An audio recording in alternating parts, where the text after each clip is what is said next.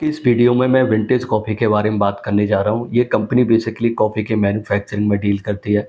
Vintage coffee के Q4 के result काफ़ी अच्छे रहे थे। क्वार्टर 4 में कंपनी ने लगभग 57% की रिवेन्यू ग्रोथ दिखाई थी और इनका नेट प्रॉफिट 34% के हिसाब से इंक्रीज हुआ था।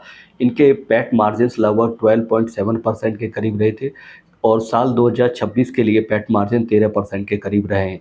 तो कंपनी एक हाई ग्रोथ कंपनी है, जो कि पिछले आप 1-2 साल की इसकी ग्रोथ को उठा के देखोगे तो काफ़ी फैंटास्टिक रही है। इसके जो प्रमोटर हैं बालाकृष्णन टाटी जी, काफ़ी कॉफ़ी के का इंडस्ट्री का काफ़ी अच्छा खासा नॉलेज है, बहुत अच्छा एक्सपीरियंस है उनको और वो इस कंपनी को बहुत ही अच्छे तरीके से मैं कहूँगा कि आगे ले जा रहे हैं। जिस हिसाब से कैपेसिटी का यूटिलाइज़ेशन हो रहा है, जिस हिसाब से ग्रोथ इस कंपनी के अंदर है, वो काफ़ी फैंटास्टिक है। तो 2150 करोड़ का मार्केट कैप है कंपनी का, 29 के करीब प्राइस टू अर्निंग है। आरओसीई इनका 18 के करीब है, रिटर्न ऑन इक्विटी 16 के करीब है। तो कंपनी का फंडामेंटली कुछ खास प्रॉब्लम नहीं है, बस प्रमोटर का जो होल्डिंग है वो थोड़ा-सा लोअर साइड है और शेयर जो प्लेस है वो थोड़ा-सा ज़रूर एक कंसर्न वाली बात है। पर इन चीज़ों को आप कैसे देखते हैं ये आपके ऊपर डिपेंड करता है।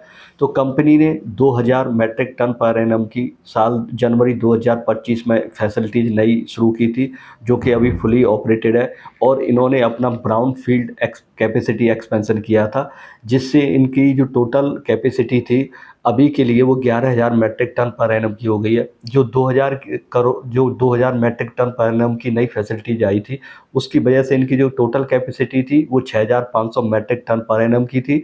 ब्राउनफ़ील्ड कैपेसिटी एक्सपेंशन करने के बाद इनकी टोटल कैपेसिटी अभी 11,000 मैट्रिक टन पर एनम की हो गई है।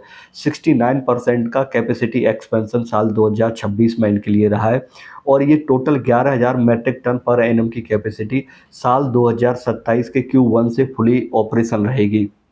मैनेजमेंट का टारगेट है कि साल 2027 में 95% यूटिलाइजेशन पे ये काम करेंगे और उन्होंने ये भी बताया है कि जो इनका जो फ्रीज और ड्राइड कॉफ़ी वाला सेगमेंट है उसमें 5500 मैट्रिक टन पर एनम की एक और न्यू कैपेसिटी आएगी, जो कि Q2 FY28 से ऑपरेशन होगी और ये फेज मैनर में रहेगा और टोटल जो कैपेसिटी रहेगी वो 11,000 मैट्रिक टन पर एनम की रहेगी। एक 5500 मैट्रिक टन पर एनम की और दूसरी 5500 मैट्रिक टन पर एनम की एक और कैपेसिटी आएगी। तो टोटल जो केपेक्स इसके लिए रहेगा वो 550 करोड़ का रहेगा, जिसमें से 150 करोड़ कंपनी अभी तक यूटिला एक एक तरीके से यूज कर चुकी है, 400 करोड़ अभी भी यूज होना बाकी है। आने वाले दिनों में मैनेजमेंट ने ये भी बताया कि कंपनी 400 करोड़ का टोटल डेट लेगी। यूरोपीय यूनियन से शायद इनको जो रेट ऑफ इंटरेस्ट है लोअर साइड रहेगा, तो वहीं से ये डेट वगैरह लेंगे। तो अभी मैनेजमेंट से किसी ने ये भी क्वेश्चन पूछा था कि जो ऑन गोइंग वार चल रही है उसका बिज़नेस के ऊपर क्या इम्पैक्ट रहेगा? तो मैनेजमेंट ने बोला कि उनके बिज़नेस पे इसका कोई डायरेक्ट इम्पैक्ट नहीं है। पैकेजिंग वगैरह की कॉस्ट में ज़रूर थोड़ा बहुत इम्पैक्ट देखा गया था, प्राइस इंक्रीज हुई थी, जो कि उन्होंने अपने कंज्यूमर पे पास ऑन कर दी थी। तो ये कंपनी की आप कह सकते हैं कि मार्जिन्स वगैरह जैसे अभी इनकी प्रोडक्ट मिक्स है वो अच्छा हो जाएगा, क्योंकि जो फ्रीज एंड ड्राइड कॉफ़ी आएगी तो वो इनके प्रोडक्ट मिक्स को थोड़ा-सा वैल्यू एडिशन देगी, तो उससे आने वाले दिनों में मार्जिन्स भी थोड़े बेटर रह सकते हैं। अगर मैं इनकी ग्रोथ की बात करूं तो आपको ये देखना होगा कि Q4 में की कॉन कॉल में मैनेजमेंट ने ये बोला था कि अगर इनका 95% of 11,000 metric ton per annum की कैपेसिटी का, तो यहाँ से जो प्रोडक्शन निकल के आता है वो लगभग 10,200 से लेके 10,400 मैट्रिक टन पर एनम का प्रोडक्शन निकल के आता है। साल 2026 का अगर मैं टोटल कैलकुलेट करूं तो 6200 मैट्रिक टन पर एनम के करीब इनका प्रोडक्शन रहा था। 30 या 40 और ऐड कर सकते हैं, लगभग 6200 के करीब मान लीजिए मैट्रिक टन पर एनम के करीब इनका प्रोडक्शन था। तो वहाँ से अगर आप प्रोडक्शन की इनकी अगर जो आउटपुट है उसका ग्रोथ निकालेंगे तो लगभग 53 से लेके 56% का आता है। 66 से लेके 10,200 से लेके 10,400 मैट्रिक टन पर एनम का प्रोडक्शन रहेगा। तो यहाँ पे लगभग 50% से ज़्यादा की ग्रोथ आप प्रोडक्शन में देख सकते हैं फाइनेंशियल ईयर 27 के लिए।